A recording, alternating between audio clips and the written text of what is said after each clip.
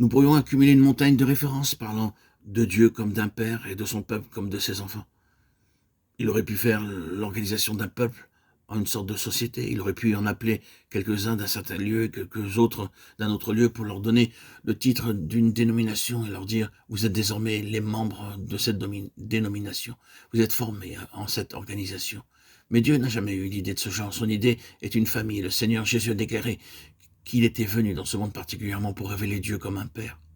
J'ai gardé en ton nom ce que tu m'as donné. Je leur ai fait connaître ton nom. Jean 17, 12 et 26. Comme un père est ému de compassion vers ses enfants, l'Éternel est ému de compassion vers ceux qui le craignent. Psaume 103, 13.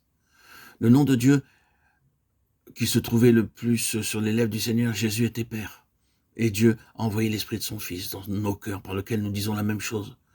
Parce que vous êtes fils, Dieu a envoyé dans vos cœurs l'Esprit de son Fils, lequel crie « Abba », c'est-à-dire Père, Galates 4, 6. La toute première idée de Dieu a été une famille. L'idée est née dans son cœur.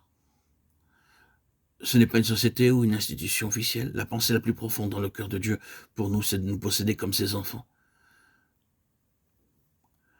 Cela est très élémentaire, mais il se livre une grande bataille au sujet de cette conception de la famille. Nous ne nous inquiéterons pas beaucoup si une organisation s'effondre, alors même quelle serait l'organisation des Nations Unies.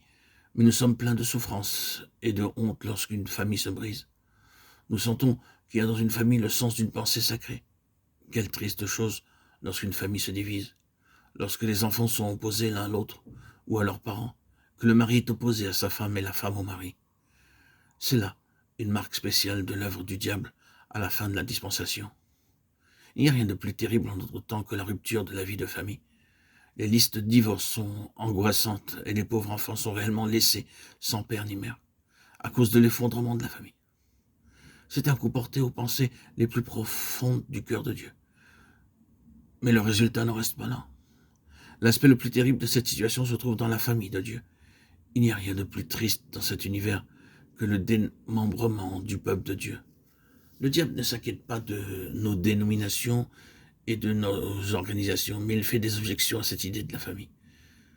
C'est la pensée la plus précieuse pour Dieu.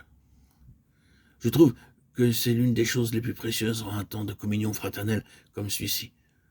Nous représentons ici un certain nombre de nationalités différentes, auditeurs, auditrices, vous qui m'écoutez. Plusieurs d'entre nous ne nous étions jamais rassemblés, rencontrés auparavant, et nous n'avons pas eu le temps de faire connaissance l'un avec l'autre. Mais nous nous réjouissons tous ensemble comme une famille. L'esprit de famille est la chose la plus précieuse, et elle est le signe même de l'Israël céleste.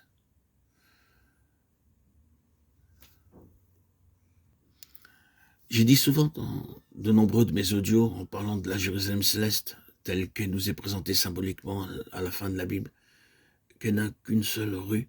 Les auteurs de nos cantiques nous ont égarés à ce sujet, car ils parlent des rues d'or pures. La Bible dit qu'il n'y a qu'une seule rue d'or. Il nous faudra ainsi vivre dans une seule et même rue, durant toute l'éternité. Que dirions-nous de cela? Comment nous entendrons-nous avec nos voisins? Ne nous inquiétons pas, ce sera une expérience de joie que de vivre dans une seule rue, car ce sera, nous le voyons, une sainte famille. Lorsque la famille tout entière est une, ce n'est pas difficile pour ses membres de vivre l'un à côté de l'autre. C'est là, simplement une manière symbolique de parler d'une pensée suprême. Mais nous voyons ce qu'elle signifie. C'est une relation spirituelle, père, frère, aîné, si grand, Saint-Esprit qui nous unit, frère saint, compagnon d'une vocation céleste. C'est une chose glorieuse que l'esprit des compagnons.